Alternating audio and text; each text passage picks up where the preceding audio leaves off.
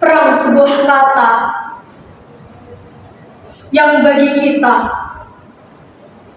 di sini terasa mengasihkan. Sebab cuma permainan, cuma game yang kapan saja bisa kita lakukan kalau kita mau.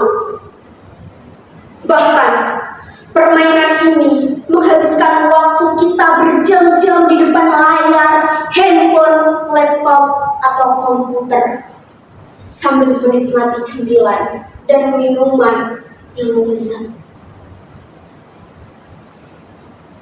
Sementara bagi saudara-saudara kita di Palestina, di Gaza sana, siapapun mereka, apapun agamanya, perang telah mengubur seluruh mimpi dan masa depan mereka sejak perang berkecamuk. Sungguh malang nasib mereka. Belasan ribu anak-anak telah terkubur. Orang-orang dewasa telah mengubah dunia ini menjadi tempat yang menakutkan dan penuh dengan ancaman.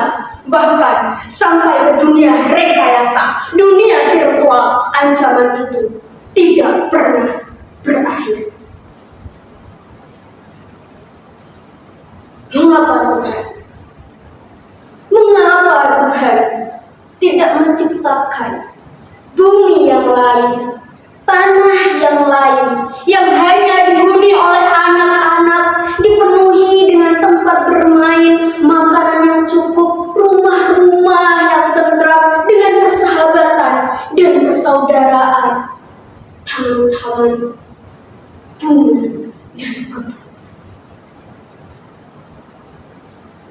Kalau Tuhan ingin menyertakan orang dewasa di sana boleh saja, asalkan hati mereka telah dilimpahi cinta, bukan angkara, amarah, atau benci terhadap sesama.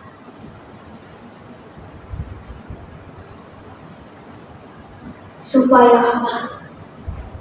Supaya anak-anak tak tersakiti lagi, supaya ada yang menjaga mereka di malam-malam yang gelap, supaya ada yang mendekat mereka ketika mereka kedinginan, dan supaya ada yang memastikan mulut-mulut mungil mereka tidak pernah kehausan dan kelaparan lagi.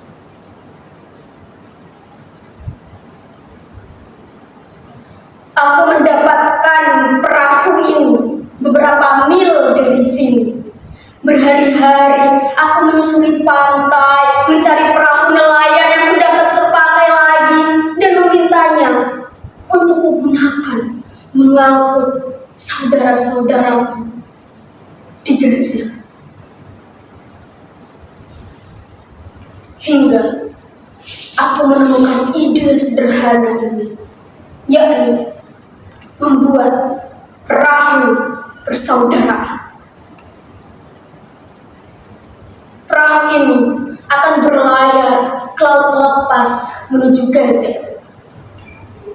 Tapi pada saat perahu ini aku tampilkan ke sosial media dan menawarkan siapa saja yang mau berlayar denganku, kalian justru menertawaiku dan menganggap aku sakit, menganggap aku gila, menganggap aku sinting, dan menganggap aku bodoh.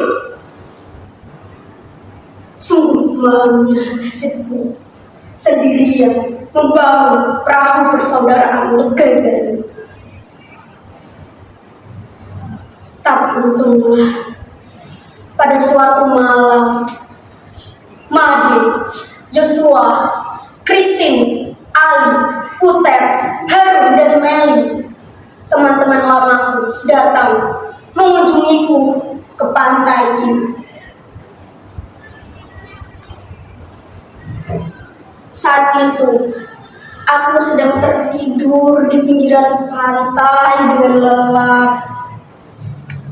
Telah kami kemas barang-barang kami seluruhnya, surat-surat, sajak sepenggal doa, air suci dari pura dan gereja, serta barang-barang dari masa kecil yang masih kami simpan.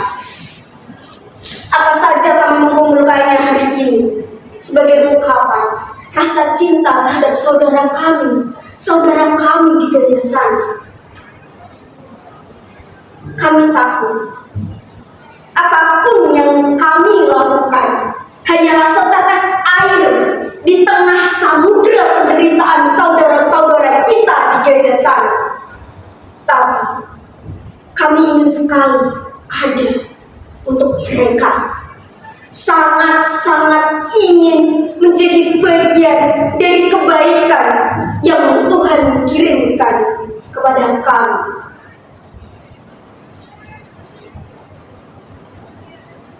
Mungkin kami ini hanya seperti seekor semut kecil yang membawa setetes air untuk memadamkan api yang membakar Ibrahim alaihissalam. Itu hanya akan lenyap seketika menguap di hadapan kobaran api. Tapi dengan cara itu, dan memang hanya itu yang bisa kami lakukan sebagai ungkapan rasa cinta dan sayang kami kepada anak-anak yang telah mati di Gaza atau yang sedang bertahan hidup dengan remah-remah roti yang mereka makan. Mereka berebut bubur dingin dari panci-panci yang telah diremuk oleh sepatu serdadu.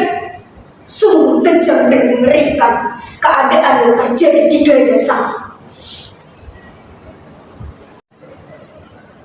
Kini di Gaza, setiap jam atau bahkan setiap menit, setiap detik, selalu saja ada anak-anak yang mati karena kelaparan, karena peluru, karena amarah, karena selalu ada yang dianggap orang lain yang harus disingkirkan di tanah Gaza itu. Mengapa? Mengapa amarah dan kebencian tidak pernah berakhir? Aku ingin sekali ada untuk saudara-saudaraku di Gaza sana. Maka setiap hari aku menuliskan surat rinduku untuk mereka.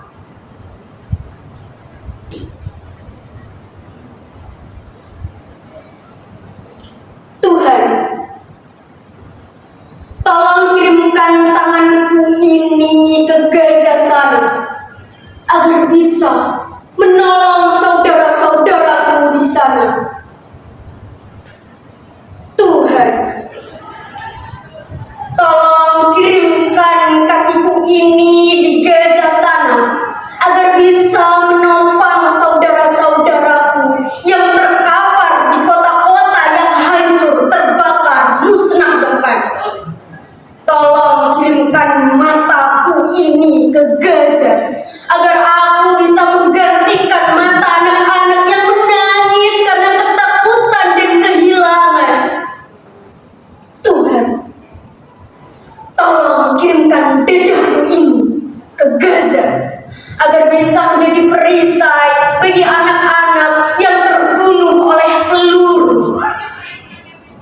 Tuhan, tolong kirimkan tubuhku ini ke Gaza dan ubahlah menjadi roti yang tak akan pernah habis, agar tak ada lagi anak-anak yang kelaparan di bumimu yang kini penuh dengan angkara.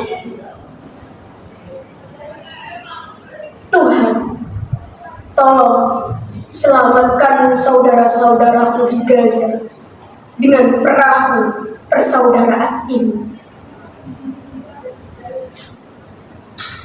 Lantas, apakah kalian menanyakan siapa aku sebenarnya? Namaku adalah Nusa